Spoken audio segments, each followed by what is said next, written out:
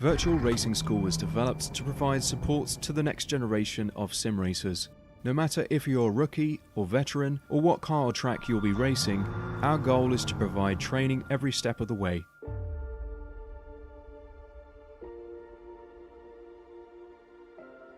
We found that iRacing can be quite difficult without proper training. There needed to be a way to prepare for on-track racing. With VRS, you can literally learn from the best sim racers in the world, including 4-time NASCAR iRacing World Champion Ray Alfala. And Ray Alfala is a 4-time champion of the NASCAR Pekin Freeze iRacing Series. 3-time iRacing Grand Prix World Champion Martin Kroenke. Martin Kroenke becomes a 3-time world champion. Rallycross World Champion Mitchell de Jong. Mitchell de Jong is now champion for the iRacing Rallycross World Championship Series. And many other top sim racers. Data packs include everything you need to start learning. Our World Championship coaches create the data packs by setting a hot lap or a series of fast laps for you to compare, analyze, and replicate. Data packs also include a tutorial where the coach points out techniques they use to hit the fast lap. This gives you access to the latest driving techniques and setups before you even hit the track. Sign up for a free account and download the VRS telemetry logger. With this application running seamlessly in the background, your laps automatically start syncing to the VRS website. From there, you can analyze and compare 2 laps of your choice, whether it's your data, the coaches, or your teammates. VRS will automatically target improvement opportunities so you can get up to speed even faster. VRS also makes it easy for you to request and schedule one-on-one or group coaching sessions. These sessions can range from 30 to 90 minutes, and you can select the car, track, and setup combination of your choice. Visit virtualracingschool.com today to sign up and get started.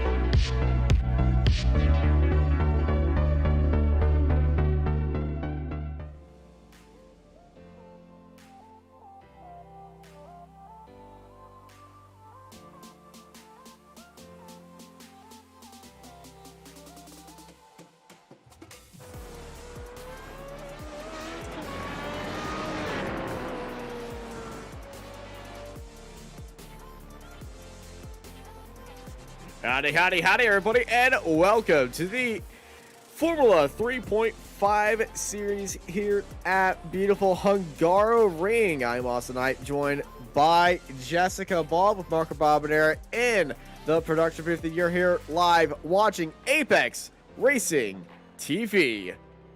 I'm very excited for this one, Austin. This is one of the tracks which has been new for this season, so the drivers haven't had enough time to practice. It's the very first time that they're racing in this championship. So we can't really judge on how they've done in the past few seasons because we never raced here in iRacing as well. It's been in other sims as well, such as ACC and F1, but not in iRacing. So hopefully the drivers are aware of this track. First used in around about mid-1980s in Budapest, and it's a track that's become well known. It's kind of like Monaco without the walls and the barriers, so the drivers have got to be on their A game today. And Austin is a track which is very hard to overtake. It is certainly, as we finally fixed our little bit of an issue right there. This is not the Formula Renault 2.0 championship. This is the Formula Renault 3.5 championship here. And I'm not joined by Sam. I'm joined next to the wonderful, the one, the only Jessica Ball. And hi. Strength of field here for this week, 5,096. So we've broken that 5K barrier. First time the Formula 3.5 cars have taken this track, as this track is new for this season, and Hungaroring is, well, these cars come alive here on this type of track. It's kind of, well, it's like they were kind of made for this track as well. They've raced here in real life, and a lot of these drivers really like the flow of this track. Is the racing sometimes it's not really a secret that it's pretty hard to pass around here.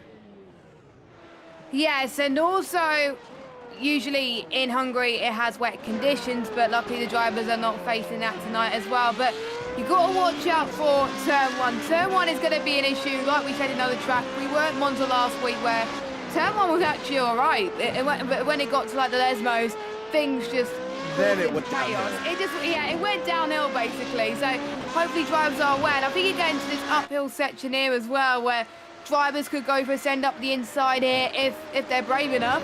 Some people tried to do it in the past and it just works, but you just got to be got to be brave on the brakes, and you got to be really on the pace, because otherwise you're going to struggle a little bit as well. So we don't know literally who's going to win at the moment. Paul Ilbrink took the win last time out in Monza, which was great to see him taking his first win of the season. Currently sitting P5 at the moment in qualifying. Currently, Eddie Sambrowski with a 1:29.1 is currently fastest. The only man that can beat him at the moment, who's currently sitting in 9th, is Dennis Furchheim, who is not going any faster, so he's not going through. So it looks like qualifying session is pretty much done, unless Juan Bustamante or Fernando could go any quicker. Yeah, qualifying is pretty much set right now. Fernando Guerrero on his second lap. First lap was invalidated. It comes across the line right now, and that one is a legal lap. Guerrero goes up into 13th, and this is Juan Bustamante. Believe I just screwed that up. I am sorry. It was perfect, apparently. Yeah, you got it right. You got it right, Austin. We both got the seal of approval for the pronunciations. We're doing good. We're doing good. All right. This is Juan coming across the line, but it's just short enough. Does not get it to count right here. Qualifying is now set, and now it's time for that rundown of turn one. It's Edward Samborski taking pole position, followed by James J. Pinsker. Tim Delisle is back with Juan Gerbau in fourth. Paul Ilbrich, Greg Olson, Yuki Shirakawa, Pavel Vasiliev, and Dennis Furchheim in 9th place. Jason Sieg and Simone Pizzica in 11th, followed by Nathan Moore in 12th place. Fernando Guerrero in 13th, followed by Jason Henrique, Mark Pontic, Dennis Cornu, Juan Bustamante in 17th, with Philip Schiff at the end of our 18-car grid here. And beautiful hills of Hungaroring. Perfect skies, perfect weather. I don't know for the next season, though, but hey, we're going to enjoy the sun while it lasts here. 28 degrees out on track, 44% humidity, 27 degrees in the air. We got a slight breeze of 5 kilometers an hour heading southeast. So that'll be a tailwind heading into the chicane in front of the water park. Oh, that's going to be pretty intense to say the least. And this track requires a lot of downforce as well, and the tight and twisty corners as well. So with the wind there as well, that will definitely bring a challenge with these 25 laps that the drivers have to face today. No mandatory pit stops today, just the drivers, the setups, and themselves, really. They are the best of the best in the Formula 3.5 scene. And it is Eddie, our familiar face, on top. I believe he's leading the standings as well overall. So we should be ready to go for the race. As everyone's getting ready to go, I must say, keep your eyes peeled on Yuki Shirakawa in 7th place. They've been lightning off the line right now. Let's see if they can do another crazy start as well. 1, 2, 3, 4, 5 red lights. It's Formula 3.5 time here at Hungaroring, and it's green, green, green. And what a start already. Samborski and Pisa going side by side immediately off the line. It looks like a little bit of cars are having a little bit of fights right there. I see the Yuki Shirakawa makes contact with the back of the aisle, and there's a giant crash in turn 1. Oh, and there's more pile-up as well. The chaos is continuing on. More crashing, more carnage. It's happened immediately.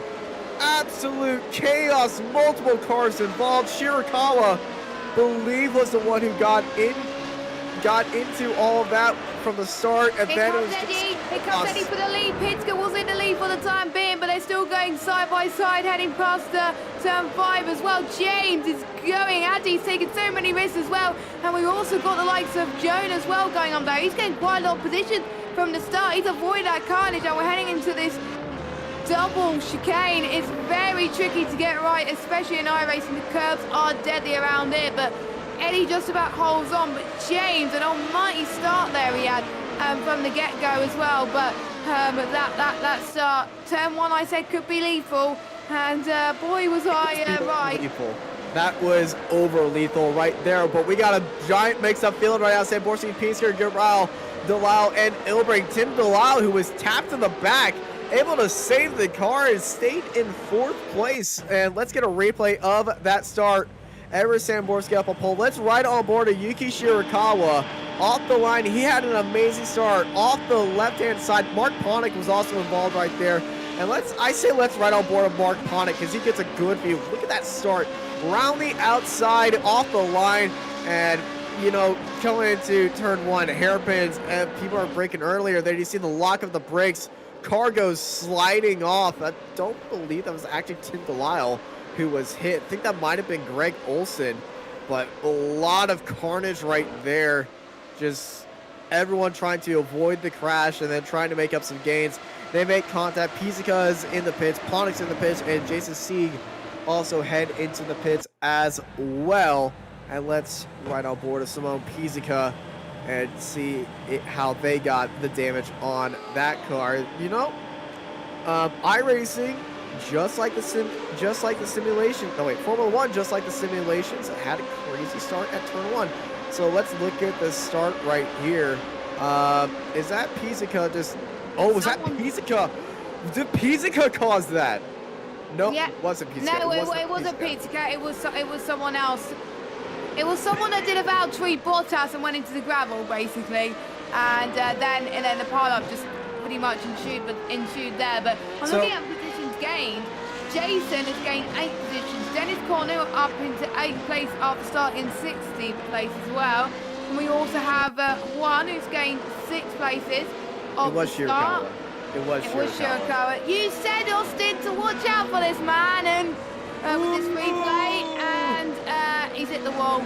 So that's, I think, an example of a commentator's curse for Mr. Austin Knight in the commentary box, but let's hope we don't get any more. A lot of personal best set here today at the moment.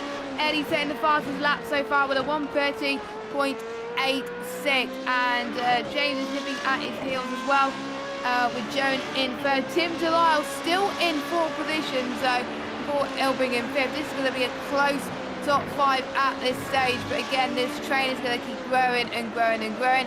and the dirty air will just come back to bite you. So they don't want to be close to each other around this track, because otherwise there's going to be so many spins, especially at this part of the track. Yeah, the spins are going to be very crazy, especially at low speeds, but it seems like the opening sector has seen more spins than the second part of the track right here. In my practice, more people have been having trouble coming out of the pits. And speaking out of the pits, whoa! Nathan Moore screened by somebody who just parked it on the outside right there. So we got a side-by-side look by Paul Ilbrink on Jason Henrique. Henrique around the outside, able to stay right there. Henrique actually making the move up the inside. Thank you, Marco. But everybody from that start is really spread out. Let's bring up our track map so you can see the positioning of all the cars right now. And we got a pretty big gap from the first 4. We got a 3-car pack, then 8 all the way down to 13th and 16th is just peppered along the track right here. And wow, that is really how you spread out a field right there. But hey, that's sometimes racing. Sometimes big things happen to start, sometimes they don't. But this was a very unfortunate start we see right here. Here comes Paul Ilbrink trying to challenge Jason Henrique, but Henrique knows his way around the track, and Paul really needs to set himself up for that front straight, because DRS is going to be at a premium here. Yeah, because I know when I race on the F1 games, there's only, I think, one or two opportunities to use the DRS around here as well. You can use it here anytime you want, but I think there's a few times there where you can't use it, because there's no unlimited. Oh, someone's flipped! That's one! That was a huge crash. I would like to see a replay of that, but he has had a tow there, so let's see what's happened here. So he goes up the hill. Is that before turn 4?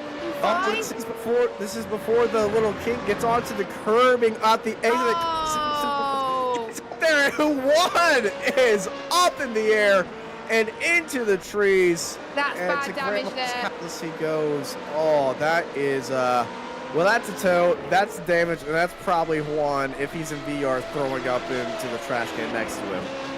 And that's probably him out of the race as well. But James Pinsker just set the fast lap of the race, 1:30.39. He's a few tenths behind our race leader, Eddie Sambrowski. The pressure is on between these two now to keep it on the road and have a very, very good fight. Eddie is in a great position right now, but we're also seeing a move from Greg Olsen as he makes his way up into P10, 9 actually, as he's had personal best. We've got Paul Ilbrink going side by side, but I'm trying to figure out. On the outside. Oh, can he do it? Can he do it? He's holding on. It's hard to overtake, and people could think you can't overtake at this part of the track. Well, Paul Ilbrink saying, oh, yes, I can. And so is Jason as well. A little bit of a lug tap. Paul's going to still go side by side into that twisty section of the track where it requires a lot of downforce. And now heading into the hardest part of the circuit. Paul's got Paul keep it steady? He's got it! Oh my goodness, fair play to Mr. Ilbrink, last week's race winner. He's showing that he can overtake up in the Hungaroring at the most difficult circumstances. But Pavel is just waiting in the wings there. But Paul, I would have to say, bravo. And Jason, he keeps him steady, so fair play to Jason too. Beauty of an overtake right there. They were fighting for a few corners right there.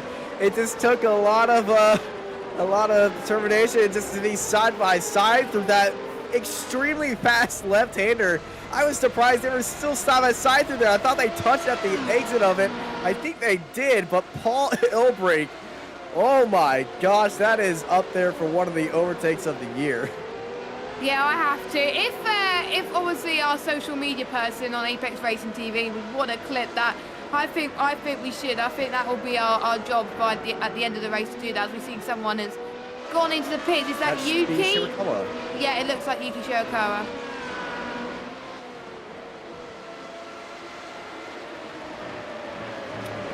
So I think James Pinsker is around about 5 tenths now, so he's dropped a little bit from Eddie. I think Eddie was fastest in his last lap, so that's probably why. And I thought my game just crashed then, but luckily it did not. Yeah, Eddie was a lot faster, 1:30.4 compared to 1:30.5 for James, but still nothing in it. It's not even a tenth, so it is game on between these two as well. But I think we've got Simon currently sitting quite low down the field now in P12. closely followed by Yuki Shirogura. I think there's only one driver that's still in the pits, and I think he's out of the race, and that's Jason. Everyone else who was in the pits has gone out of there and is continuing this race, probably due to the lack of drivers we have on the field tonight, but still we're getting some good quality of racing, like with Paul Wilbrink's overtake as well, Greg Olsen as well. There's just so many overtakes. It's not Hungary. I think it's like a different track altogether, because they're showing you can overtake. I think we'll see some more battles happening in the back as well. The likes of Tim Delisle, Paul Ilbrick, we've got Joan as well. Jason's back up in there. Cabell too got his first podium in Formula 3.5 this season, is up there as well. So he's far away from getting a podium yet, but anything can happen in Formula 3.5, and it usually does. It certainly does, and well, there's one thing to differentiate Formula 3.5 compared to Formula 1, is the amount of dirty air produced is not as stupid as Formula 1. Exactly. These cars are much simpler on the aerodynamic side, so they're able to follow closely, but they are still affected by that dirty air. But our battle for the lead is still Pincer and Samborski, and James J. Pincer and Ed Samborski.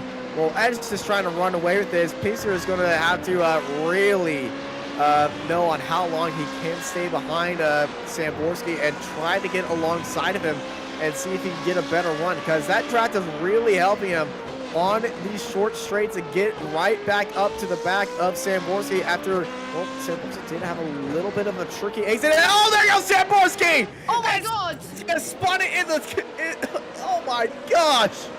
That is insane. Ed Samborski loses the back and slides off the track. James J. Pincer, your new leader after putting the pressure. It looked like Samborski was having a little trouble keeping that back end still in Sector 3 and just lost it in the hairpin. Giant slide right there. And oh! And now it's Juan Gearbo back in the second place. Samborski down in the third. Tim Delisle in fourth. James J. Pincer 2.3 seconds in the lead. Does anybody have a heart monitor? Because I think mine is failing. Yeah, my heart just went crazy. I think I won't be surprised if it's almost reached the heart limit at that point. But anyway, Eddie, it's just, I always find time that I lose around that sector where I end up going into a spin. A couple of weeks ago, I ended up spinning 4 or 5 times in the penultimate few corners. It was an absolute nightmare. It's so tricky to drive around here. So not really that surprised that Eddie is finding it difficult, but it shows that you cannot become complacent around this track. And, you know, James has got to drive now like his life depends on it, because you never know, it could happen to him. And Joan in second place could be back into this as well. So it's not over yet for Eddie. He's still in the podium, but he's probably going to be kicking himself. And he's now stuck in this big train with the likes of Joan and Tim Delisle as well, which all this is doing is allowing Pinsker to pull away even more with the clean air that they're having at the moment. And we're already almost 15 minutes into this race already, and the gaps are starting to tumble at the moment. And look at Joan Gabo. He's actually closing in onto Pinsker into this in his front straight into turn 1. This could get very interesting. Personal best set for him, as well as Paul Ilbrick and Jason too. So we're starting to see battles really starting to come into the forefront here, and I'm very, very excited. But, you know, James has just got to make sure that he does not make any mistakes, because we saw what happened to Eddie Samborski. It doesn't want to be happening to him. Yeah, and Samborski, well, we all know him. One mistake doesn't really define his entire race. I swear, if we go out to an onboard camera with him, he'd just be his old Samborski self, always confident, and with that beautiful poker face of him, always focused, always confident in everything. He's trying to get back into the game and get back up. Look at those eyes of confidence right there. Look at that face and just, I know what I'm doing. I am Eddie Samborski, and just look at those eyes. And he's number one, he's trying to say. Well, he's not technically number one. Number one is right behind him, Tim Delisle, legendary Formula 3.5 driver, multiple season time winner. And, well, we've seen Tim Delisle just absolutely ransack this series before and just run away with almost 12 out of 12 wins. I believe he's done the most wins in the season to be about 10. But Tim DeLisle is legendary this season, and well, new fastest laps going on the board. It goes to Paul Ilbrick, though, the 1:31.25, which is just barely faster than what James did, which is just barely faster than what Samborski did.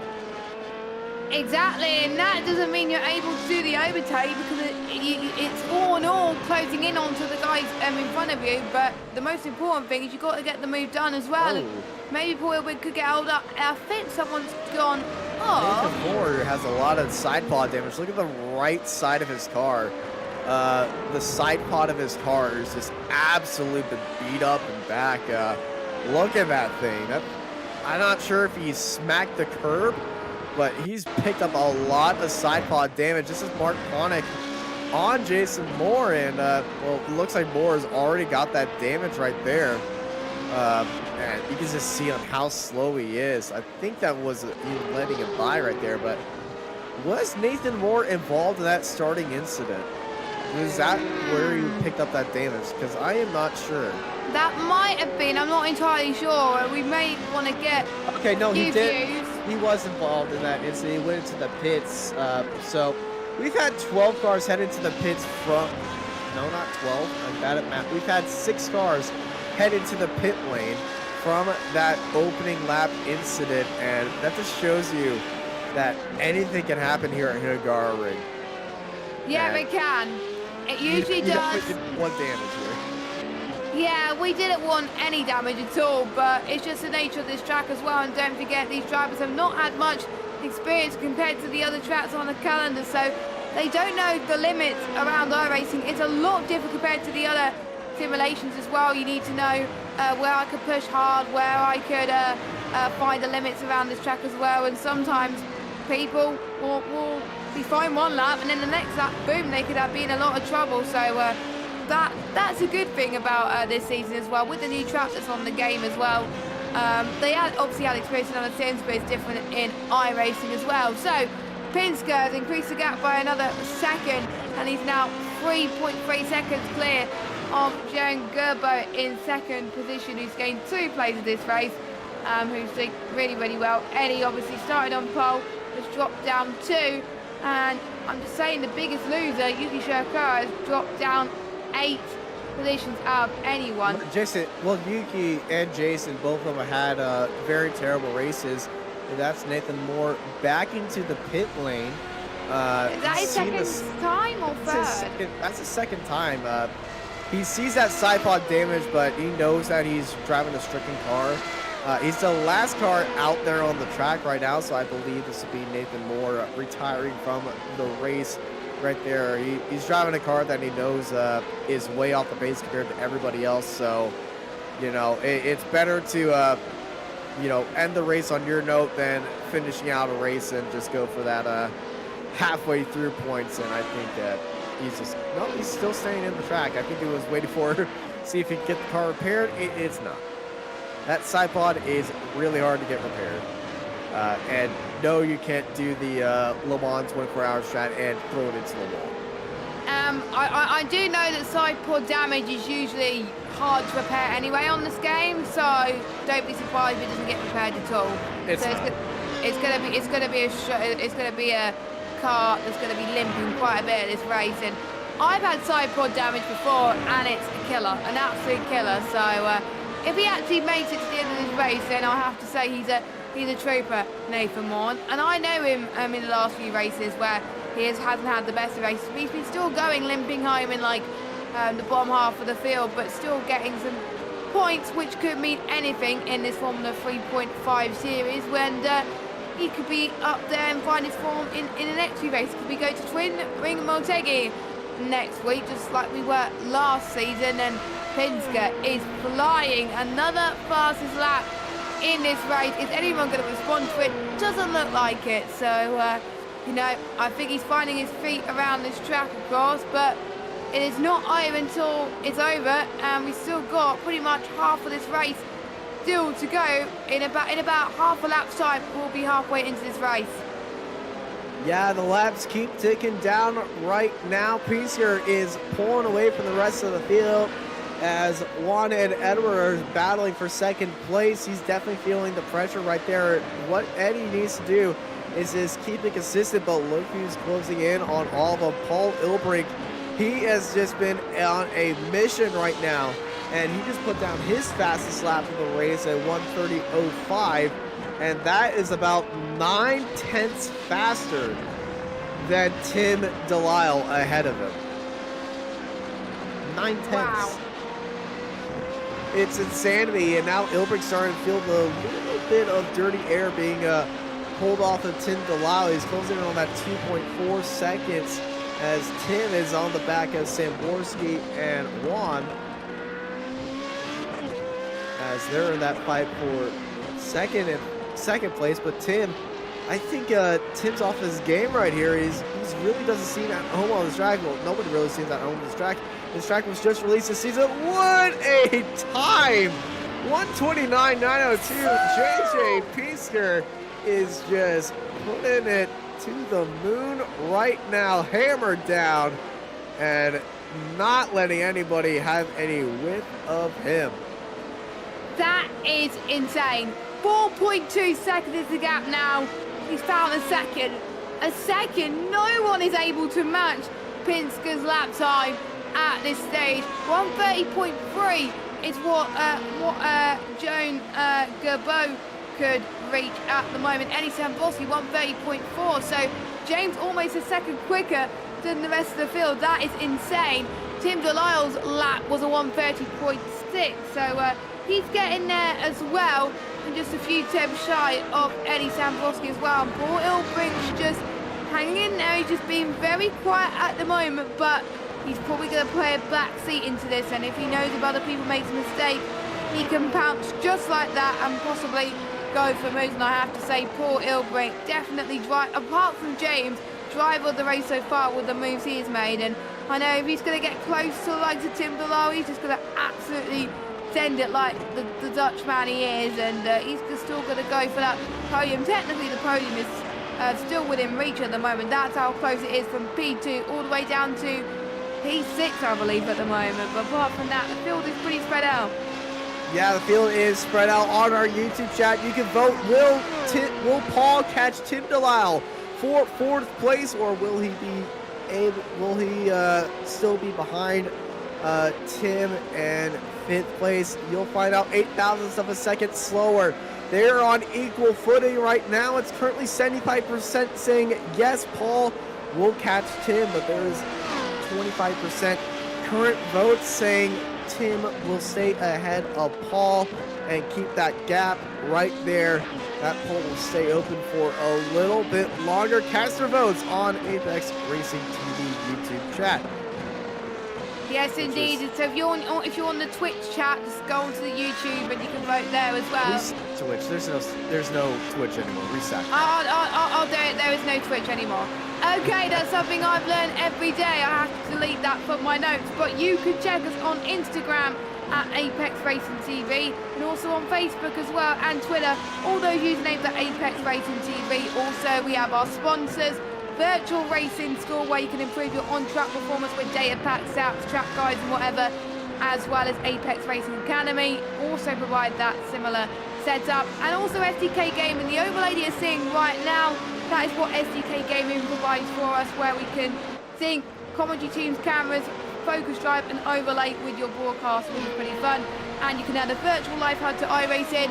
You can get a 14-day free trial for yourself, and if you want to try it fully and you're liking it, then you can, after 14 days, you can pay a monthly subscription as well. I highly recommend it. It's been helpful for our broadcast, and hopefully we're getting a lot of realism due to this broadcast, and we are actually seeing what the overlay we usually see in Formula 3.5 before as well. The overlay is quite realistic, so we're definitely upping the quality here at Apex Racing TV at the moment. So check our sponsors, follow us on our socials, and catch us with all the action we've got to see at the moment. We also saw the action happen early on with the Formula 2 Renault 2.0s as well. That happened a couple of hours ago, which must have been fun, Austin. Yeah, the Formula Renault 2.0 championship, the Apex Racing Academy Formula Renault 2.0 at Lime Rock Park was a absolute doozy right there. That came down. Well, both races were very fun to watch and everything as they go to Barcelona next week. But all those cars are, well, the little baby brother to these Formula Renault 3.5 cars right now. So everybody is in these cars are at the top of their game. I was asked a question, what's the yellow stripe in the chicane after those curbs? Is that like a traction surface? No, that is where the advertisements usually go when F1 is here. It usually says F1 fan experiences as, oh, this is it down the inside of Gearball. It's not going to be there right there. Or it's a Pirelli advertisement, but since iRacing is iRacing, they just picked the colors, said yellow, and left that. Or it could be Armco. Oh, it is Armco. But they're usually on the barriers. Oh, right. Okay. That's something I don't pay attention to. I apologise. But I just wandered way too much. Yeah, my eyes wander too. And you can see the Pirelli signs on the side as well. So it's definitely not Pirelli. But we'll see. I think we saw a move from Greg Olsen has got past Pavel. There on the back of the, well, towards P8 and P9, so they're having a good scrap. We also got Joan that's leading the Joan train from Eddie and from Tim as well, so that's going to be incredible. I wonder how Joan is going to hold this. He must be under huge pressure. He probably was not expecting to be in P2 right now, and it's how you handle this pressure. Sometimes the pressure could get to you and you can crumble, but let's hope he does not. He is taking consistent lap times right now towards his pace, so let's hopefully he can get it. But the straight line speed that Eddie is carrying, surely this must be an easy move for him heading towards turn one. He's going to send it maybe, but I'm sure Joan is going to defend for his life here, side by side then, and I'm sure Tim DeLisle will be looking at this with pure anticipation. But Eddie just not getting the traction that he needs, or is he going to get the better X? We'll have to wait and see. One takes a long way round, or Joan takes a long way round, heading into turn 3. My oh my, this is sensational racing. That's what we saw. Paul Big Eddie's gone. Eddie's gone and he's gone into the wall. Oh my God. DeLisle as well. Unlucky Tim DeLisle gets launched into the shadow rope. Paul Ilbrink, I'm sorry, not Tim DeLisle. Paul Ilbrink and Eddie Samborski made contact right there after Gearball pushed Eddie off the track. Eddie had nowhere to go right there. And watch this right here. Eddie makes contact with him, trying to stay around the outside. No room left right there. And then Paul Ilbrink in the firing line as Samborski and Paul are out of this race. And this is a very, very famous quote. You always got to leave the space. From Fernando Alonso. Yeah. Oh, Paul could not avoid that. Yeah, Paul had nowhere to go. Absolute heartbreak right there. I'm speechless. I'm really speechless. Let's hope they can come back from it next week and look at the gap that Pinsker's now pulled from Joan at the moment. It's around about, if I just get probably an 8.5 seconds. And we're not that long to go until the end of the race already. Look at this, Greg Olsen is battling with the likes of Pavel there into turn 1. We got Pavel that's gone wide a little bit. But we'll see, have to wait and see as who's going to get the better run into turn 3. And it looks like it could be Greg here. But don't forget, these have been 2 podium sitters this season. Don't forget Greg Olsen with that win earlier on as well. And we're seeing it from Eddie's end, actually, on how he lost the car. And he made contact. He made contact with one car. He got spinning, and then Paul hit him and had nowhere to go. So it's kind of like a chain reaction in a way at the moment. Oh, this has been quite crazy in Formula 3.5 at the moment, and that's how new tracks really come alike, to be honest. The less experience you have in iRacing, the more mistakes you make. And here's Greg Olsen on well, the number 8 of Pavel. Olsen and Pavel side by side through turns 1, heading into turn 2. Olsen round the outside right here, and beauty of an overtake right there. Now, you can see that incident with Samborski and Juan going both ways. Juan was ahead of Samborski, so he thought Samborski wouldn't carry on that fight right there, which is why he would have gone and used the entire track. From Samborski's mind, he was still alongside of him, and he was just pushed off the track right there because there was small contact made between them. Unlike in usual Apex Racing leagues, there are no stewards in this. The only steward is Nim, but that is a extremely unfortunate crash right there. And I'm pretty sure there's going to be a little bit of discussion between Juan and Eddie after this race. Maybe, and Paul might chime in as well since he was affected right there. But the battle for second place between Tim DeLau and Juan Gerbal is back right here as James J. Pincer, generational 3.5 talent, is well, strutting his stuff here in Hungary. Yeah, he is as well, and it's not over until it's over, but they've seen the drama that's unfolded in front of them, and to be honest, the 3-4 car train that was developed is now a 2-car train, and they must be loving every single minute of it. So Tim DeLau is not finding this too difficult at all, and you can see that Tim is definitely handling the pressure brilliantly, and Pinska's lap, wow, nothing to say there, incredible. No one else, I think, in the 129s in this race yet. That's how. He's in. He's going to go for the move. Here comes the amazing Tim DeLisle on Jason. Then into turn 1, now in towards turn 2 and 3. Could he keep the car fully planted? He can't get the move done, unfortunately, a little bit too further back. But I'm sure Tim could possibly try from. No, he can't do it up the hill unless he goes for a risky move. Unless he doesn't break at all, that'll take both of them. No. We don't want to see that, Austin. Well, if he was trying that, that's one way, but I'm pretty sure out of everybody's mind that it's not trying to crash into anybody time, even though that's what it seems like has been happening as we have 10 cars on the lead lap. This isn't a Wreckfest lobby. Yeah, everyone else, I think, from 11 downward is like a lap or 2 laps down. Now we've already had 1, 2, 3, 4, 5, 6 cars out of the race. Probably more than that than what we can see. And track temperature, track temperature 28 degrees, air temperature 27. And the wind at the moment, 12 kilometers an Tim hour. is snapping at that wheel. He's getting little small bits of oversteer here and there. And he's just fighting with that wheel to keep the car straight. And James J. Pincer is just, well, he's pulling a Lewis Hamilton right there. Fastest lap, fastest lap, fastest lap, fastest lap. Pulling away, no one around you, and take 100 victories by yourself. Don't say stuff like that, because you never know what could happen. We've seen other people falter, like Eddie, who was in the lead. And there's only a few more laps to go as well, so you just got to focus.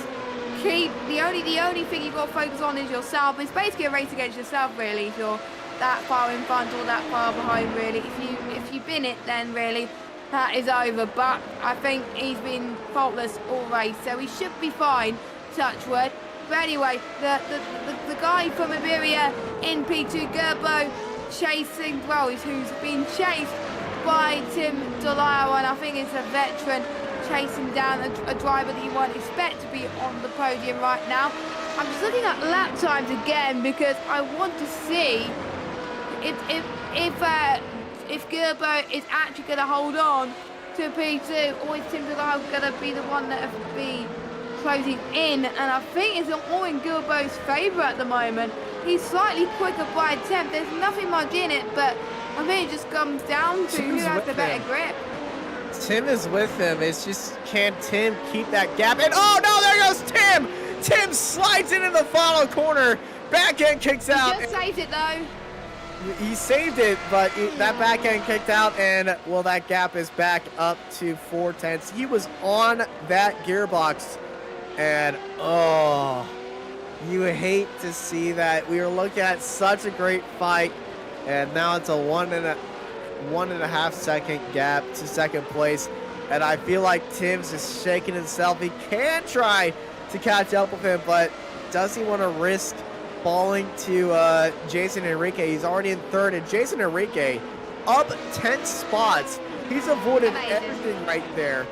And sitting in fourth place, he has Greg Olson right there. And Greg is putting on a recovery drive from that crazy start.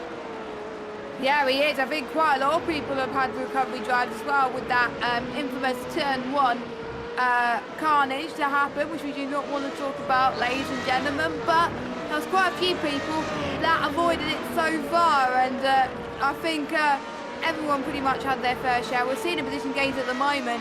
Another big gainer, Dennis Cornu, up 9 places. And we've seen Philip Sheeb. He has been falling under the radar at the moment. He's up 9 spots as well, up into 9th place. Not going to say too much more, because usually every time I say something about Philip, something bad happens. So there we go. That's enough to say on the matter. But he's doing quite well at the moment. Still on the lead lap. Brilliant stuff. James sets another stonking lap time. 129.45. And the only person to have matched him is a guy that's now out of the race, and that's Paul Ilbring, 129.98. So there we go.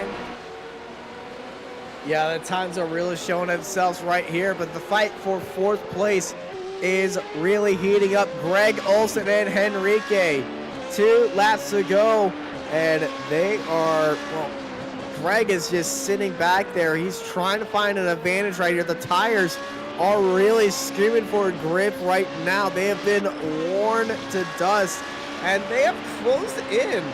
They're closing in on a car ahead of them. I do not believe that is Tim Delisle, though. No, it's not. It's a laps car. Okay, it is a laps car. It's either Mark or Mark Ponick or Nathan Moore. I believe that would be Mark Ponick. Yeah, it is Mark. Ponick, and that's going to be giving Henrique a little bit of dirty air as well, and hurting him to really stay ahead of Greg Olson, as Greg's been driving this dirty air for the entire race, so he knows how the car's going to be handling right there. Henrique's had a little bit clear air. White flag in the air for James Pinsker. Not a fastest lap for once this time by, but it doesn't really matter. He's pulled out a 12.9 second gap to everyone else behind him, and well, he's had a absolute blast of a race right now. One last lap for Enrique and Olson as they enable DRS. Tim Delisle up ahead. You see Enrique diving all the way to the pit wall, trying to break that draft of Greg Olson. Greg going deep onto the brakes right there, trying to find anything that can work for him right here for fourth place. But this track is very tricky, very technical, and if you want to fight right here, well, you got to be a gladiator of some sorts and really be, not be afraid of giving somebody the elbows right there. Just don't push them off the track. This is a place for fair, clean racing, and not punting people into the wall.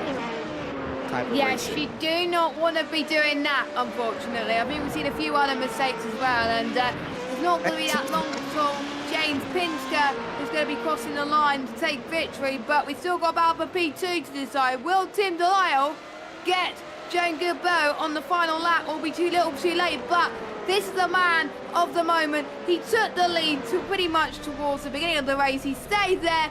He wins the Hungarian Grand Prix in Formula 3.5. Pinsker has done it, but Tim Delisle, I don't think he's going to catch up. I don't think, unless the bow has a bit of a moment, so we'll have to wait and see. And the podium spots goes to Juan Gilberto and Tim Delisle.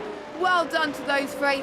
Jason is going to get P4, but look at this. Simon Pinsker and Mark, I believe. Yeah, it is Mark. I'm not entirely sure.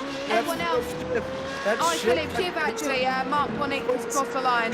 Almost got into the back of Schiff right there in that long right-hander heading into the chicane, but here comes Pizzica in through sector 2. He's on the back of him once again into sector 3. Pizzica rocking, he's in there. They both have DRS. Here comes Pizzica around the outside, trying to hold him off.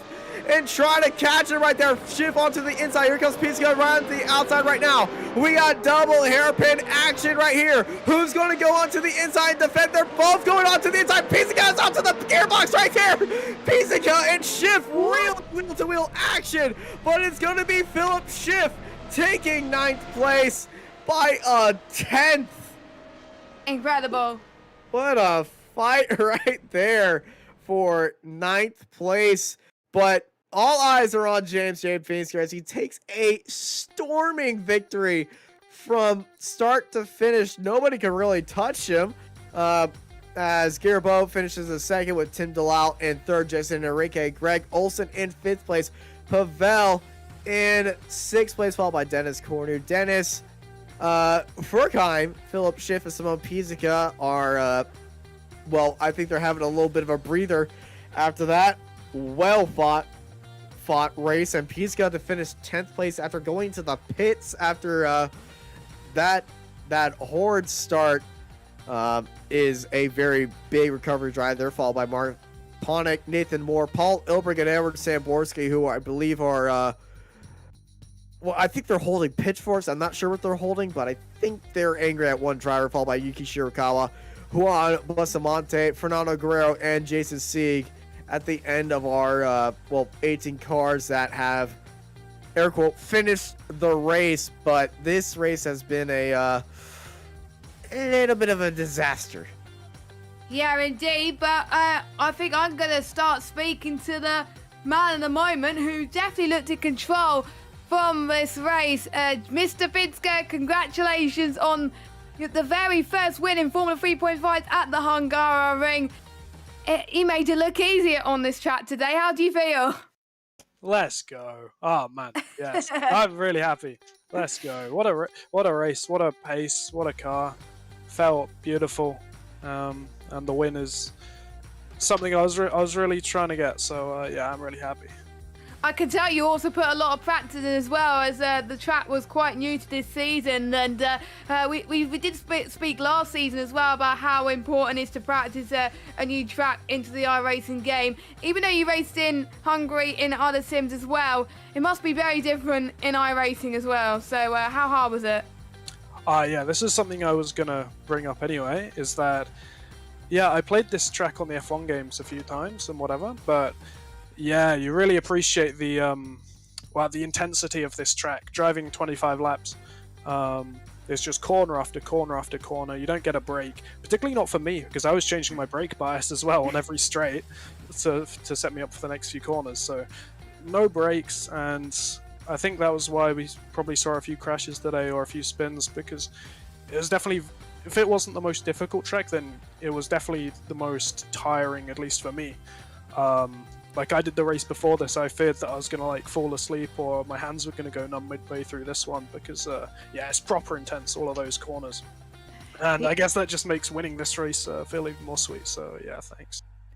Yeah, honestly, I did a full race around Hungary before. My hands were very, very numb a few times as well. So I don't know how you guys could cope with it as well. And the turn one incident that happened, you pretty much avoided that. What was going through your mind there? It must have given you a little bit of an adrenaline rush. Yeah, so I got a good start. And then I saw in the mirror, I just saw, I think it was Greg, just sliding across the track. So it caught me off guard looking in the mirror. But I mean, me and Ed were still battling. Me and Ed on lap 1 battled all the way through turn 1, turn 2, all the way up to turn 6. I don't know how he managed to hold it all the way, but then he took the lead. And it's really tough to overtake here, as I think you saw. You got to be a couple of tenths faster than the guy in front to have any kind of chance, and even then you got to get a good run. But I knew I was the quickest guy coming into this. I knew I was going to be quick in the end of the race particularly, so I was happy to just sit behind Ed, see what he was doing, see where I could gain, where I could see where I could get some kind of advantage on him. And then that was when he had his half spin, which just moved him out of the way for me. And then it looks kind of routine for me from there, but I was pumping out every single lap trying to go as fast as possible all the way. And I think I proved the last not the last 2 laps in particular, but say lap 23, I think I don't know if you've got a graphic that shows like fastest lap when the fastest lap happens, but like I think about 10 or 12 Yeah, times. we don't. It's not a full graphic at the top, but we do get it. Seeing it, we do see purple next to your name in the timing tower, and we always feel amazed when you said fastest lap. So just before you head off, anyone would you like to give a shout out to on stream? Yeah, a shout out to Juan Gibao, the guy who finished second. Really impressive for him to be fighting with Tim and Ed. I didn't see what happened. I knew there was a crash in there. So shout out to those guys, or shout out to Juan, because yeah, he's put on a good display. And yeah, shout out for Ed as well. He gave me a bit of a hard run for the first few laps, but yeah, I knew that I could.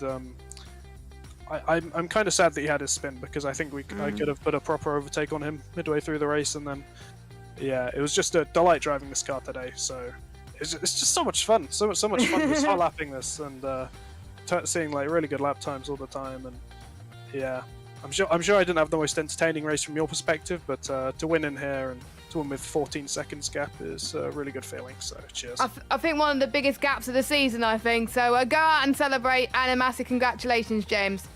Cheers, thank you. And we are going to be quickly, because we only got about a minute or so, be interviewing the guy that finished P3, Tim Delisle, and I'm going to be passing it over to Mr. Austin Knight. Tim, how was that race? It seemed it was a little bittersweet return to the Formula 3.5, and this track's been a little bit learning curve-ish.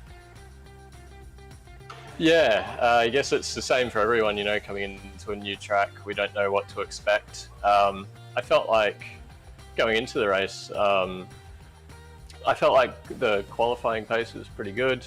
I was expecting, with the second lap I did, I was expecting to be, you know, up there. But both Ed and James improved, and it left me feeling a little disappointed.